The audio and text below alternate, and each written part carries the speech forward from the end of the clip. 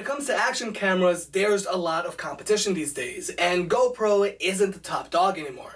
But I do feel GoPro is trying to stay competitive by lowering their prices and streamlining their hero lineup by essentially killing off their GoPro Hero Session.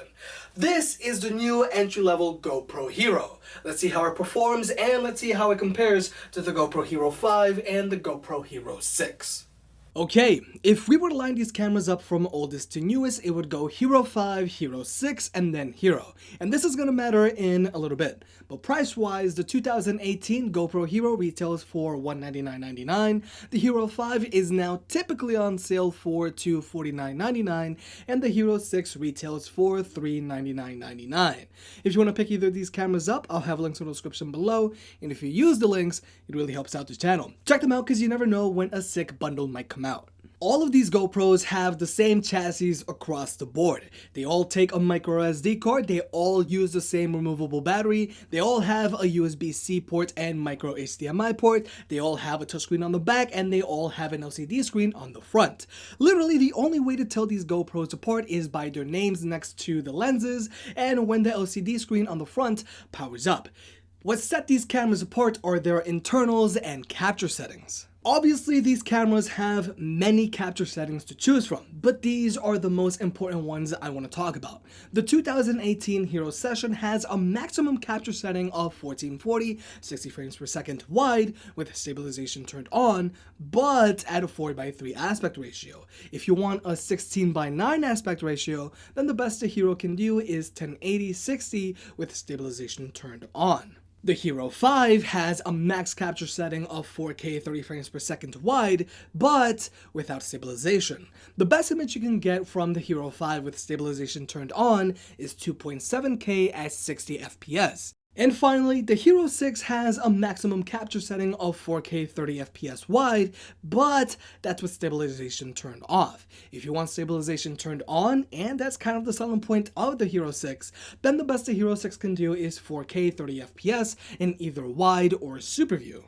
The 2.7K and 4K videos captured with these GoPros have been downres to 1080p, but shooting in 4K or 2.7K gives you a sharper image, and you can also zoom in on subjects in post without losing too much quality if you're posting in 1080p. And like I just mentioned, what really sets the Hero 6 apart from these other two cameras is its stabilization.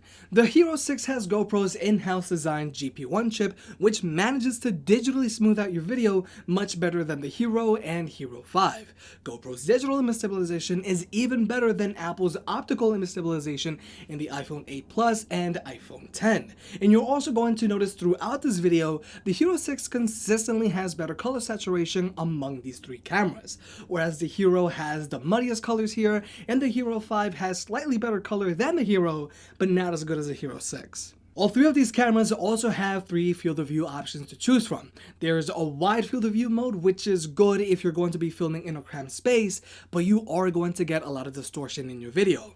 There's a medium field of view mode, which crops in on the image so the distortion isn't as bad, and there's a linear or narrow mode, which crops in on the image even more and reduces your field of view even further, but there's little to no distortion. But in my testing, I did notice the 2018 Hero cropped in on an image a lot, giving you an excessively narrow field of view, which might be too narrow if you're going to be filming in a small area, like let's say a car, but you also don't want that warping fisheye effect. When I first tested the GoPro Hero 6 a few months ago, one of my biggest gripes was the microphone. It sounds a little muffled, and even after a few software updates, it still does. Now you hear me through the microphone on the GoPro Hero 5, and for the most part, the microphone on the 2018 Hero sounds the same as the microphone on the Hero 5. And personally, I think the microphones on the Hero and Hero 5 sound better than the microphone on the Hero 6. But you can always just adjust the Hero 6's microphone in post. Remember when I mentioned earlier in this video that the Hero 5 was the oldest camera here? Well, that kind of matters when it comes to using the touchscreen. I can't help but notice using the touchscreen on the Hero 5 isn't as snappy or as fluid as using the touchscreen on the Hero 6 or 2018 Hero. It's not a huge difference, but it is noticeable, whereas in general I have an easier time using the touchscreen on the two newer cameras.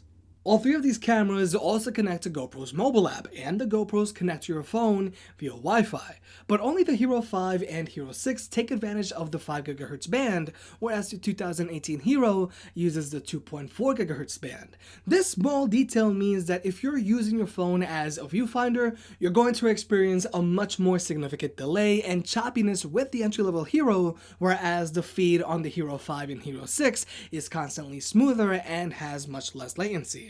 Also, if you wanted to download a video off of the GoPro Hero 5 or 6, it's going to take much less time than if you were to download a video off of the entry-level Hero. And finally, all three of these GoPros have voice commands, so you can simply just tell them to start filming, among other things. GoPro start recording. And the voice commands on each of these cameras work very well. GoPro stop recording. GoPro turn off.